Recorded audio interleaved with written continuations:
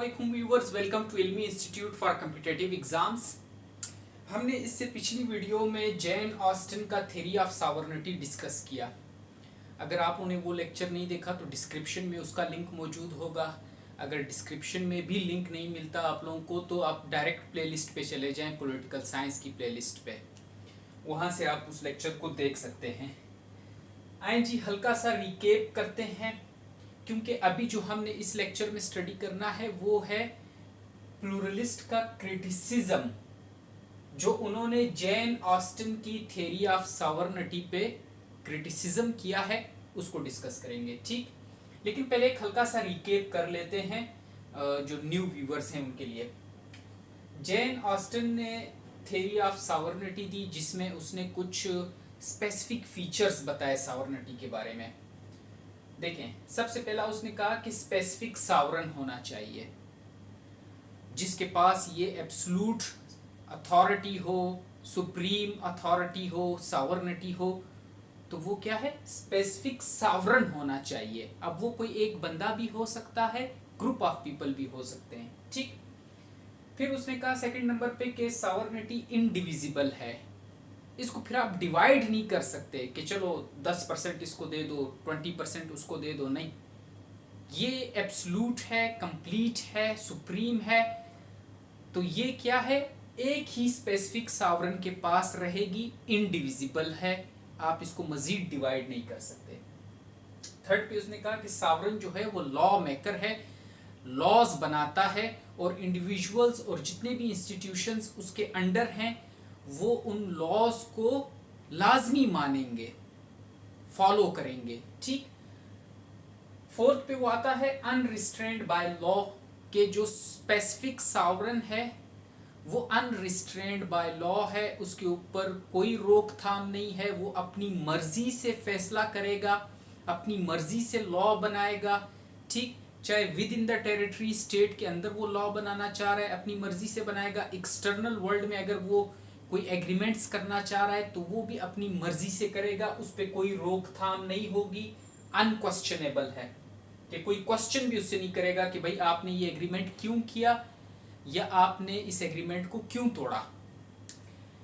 फिर fifth number पे उन्होंने कहा हैबिचुअल ओबीडियंस होगी, जो स्पेसिफिक सॉवरेन है लोग उसको ओबे करें, और ओबे भी इस तरह करें, फॉलो भी इस तरह करें जैसे एक हैबिट होती है।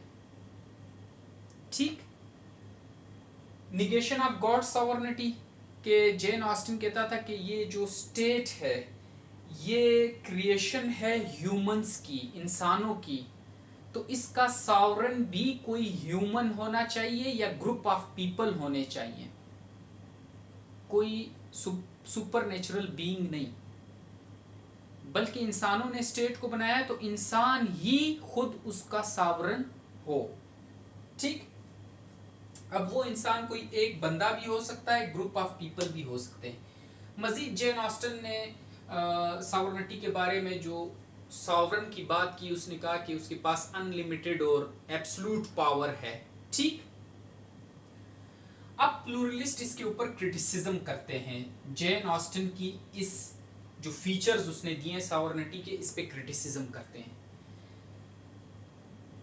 प्लूरलिस्ट कहते हैं कि जो सबसे पहला क्रिटिसिज्म आता है वो जैन ऑस्टिन की इस बात पे, स्पेसिफिक सॉवरेन पे क्रिटिसिज्म आता है।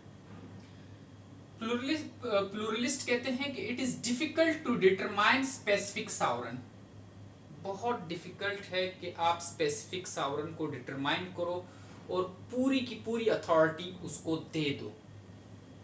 क्यों डिफिकल्ट है?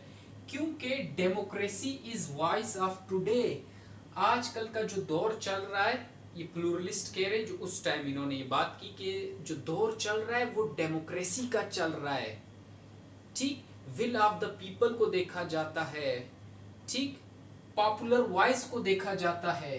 Every state has allowed its individual and institutions to work for cultural, economic and social progress in free manner. और हर स्टेट ने इंडिविजुअल्स को, इंस्टीट्यूशंस को ये इजाज़त दे दी है कि वो सोशल, कल्चरल, इकोनॉमिक प्रोग्रेस के लिए काम करें इन अ फ्री मैनर। अगर इस सूरत में आप कोई स्पेसिफिक सावरन उनके ऊपर बिठा दोगे तो फिर वो फ्रीली काम नहीं कर सकेंगे, क्योंकि जो क्वालिटीज आप स्पेसिफिक सावरन की बता रहे हो वो तो फिर ये कि अनलिमिटेड उसके पास पावर्स हैं, एब्सोल्यूट है, लॉ मेकर है, वो जो लॉ बनाएगा फिर लोगों ने लाजमी उसको फॉलो करना है। तो इसलिए वो कह रहे हैं कि ये पॉसिबल नहीं है। और ये जो स्पेसिफिक सावरन का कंसेप्ट है जेन ऑस्टिन का, प्लूरलिस्ट कहते हैं कि नहीं, ये नहीं हो सकता। ठीक, अब सेकंड नंबर पे आए। सेकंड जो क्रिटिसिज्म है, अनरिस्ट्रेन्ड बाय लॉ, इस बात पे क्रिटिसिज्म किया जेन ऑस्टिन की। ये जो इधर हमने पढ़ा अनरिस्ट्रेन्ड बाय लॉ, के उससे कोई पूछताछ नहीं, वो अपनी मर्जी से लॉ बनाएगा और उसको कोई रोकने वाला नहीं। ठीक, वो अपनी मर्जी से चाहे एग्रीमेंट्स करे चाहे एग्रीमेंट्स तोड़े। ठीक, इस पे प्लूरलिस्ट कहते हैं कि ये इम्पॉसिबल है। आजकल का जो दौर है, sovereign is restrained by many social, religious and moral values, कि जो सावरन लॉज बनाते हैं वो रिस्ट्रेन्ड होते हैं, उनके ऊपर एक तरह से बंदिश होती है कि उन्होंने सोशल, रिलीजियस और मोरल वैल्यूज को देखकर लॉज बनाने हैं। इसकी बड़ी सिंपल सी एग्जांपल है, आजकल अगर हमारी गवर्नमेंट कोई ऐसा लॉ बना दे जो हमारे रिलीजन के अगेंस्ट हो तो हम रेजिस्ट करेंगे, नेचुरल बात है। इसी तरह अगर कोई ऐसा लॉ बना दे कि जो हमारे सोशल स्टेटस के अगेंस्ट हो या सोशल वैल्यूज के अगेंस्ट हो, तब भी हम रेजिस्ट करेंगे, हम नहीं मानेंगे उस लॉ को।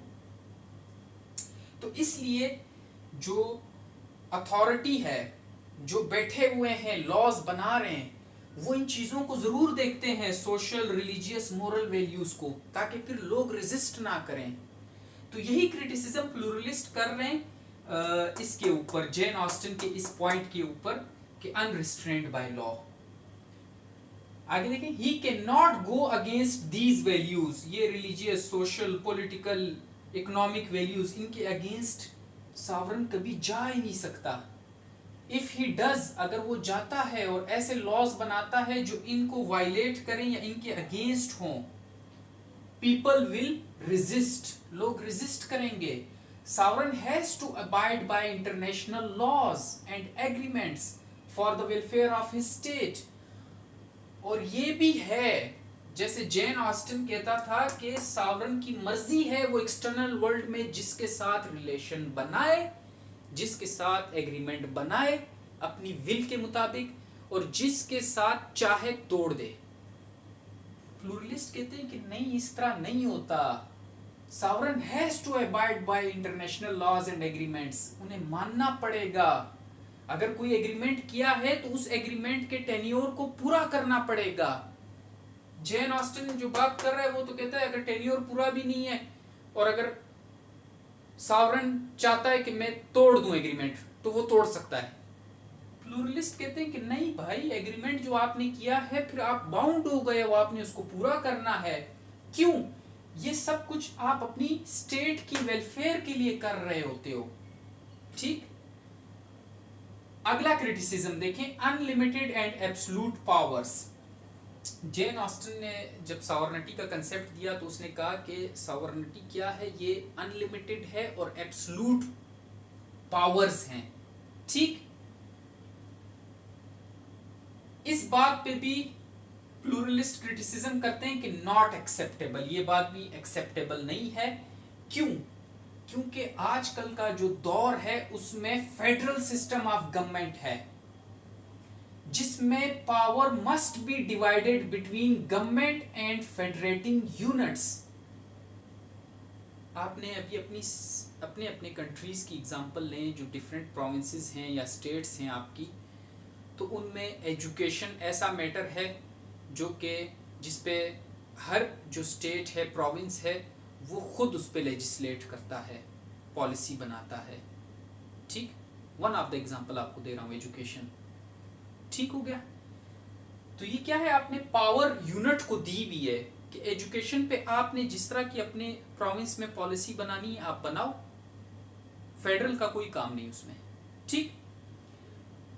तो यही बात आ रही है कि जो फेडरल सिस्टम ऑफ गवर्नमेंट है इसमें पावर डिवाइड हो जाती है फेडरल गवर्नमेंट और फेडरेटिंग यूनिट्स में, ठीक। तो फिर ये जो बात है अनलिमिटेड एंड एब्सोल्यूट पावर्स होंगी स्पेसिफिक सॉवरेन के पास, जैसे जेन ऑस्टिन कह रहा है, जॉन ऑस्टिन, तो ये बात एक्सेप्टेबल नहीं है, ठीक। फोर्थ पे आता है क्रिटिसिज्म हैबिचुअल ओबीडियंस, जो इसने यहाँ पे जेन ऑस्टिन ने बात की हैबिचुअल ओबीडियंस की के लोगों की हैबिट होनी चाहिए कि वो अपने स्पेसिफिक सॉवरेन को फॉलो करें, उसके रूल्स को माने, हैबिट होनी चाहिए। इस बात पे भी क्रिटिसिज्म प्लूरलिस्ट करते हैं कि ये बात भी एक्सेप्टेबल नहीं है हैबिचुअल ओबीडियंस वाली, इसलिए क्योंकि इफ द ऑर्डर्स या इसको लॉज कह लें, इफ द ऑर्डर्स या slash laws of sovereign are not in accordance with the social political and economic values of individual they will not ओबे।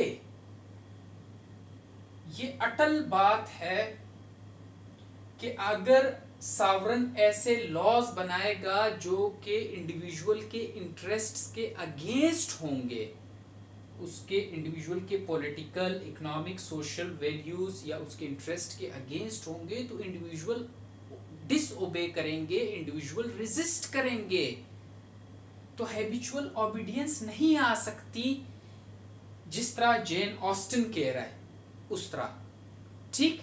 समझ आई क्रिटिसिज्म की? चलें, थैंक यू, अल्लाह हाफिज।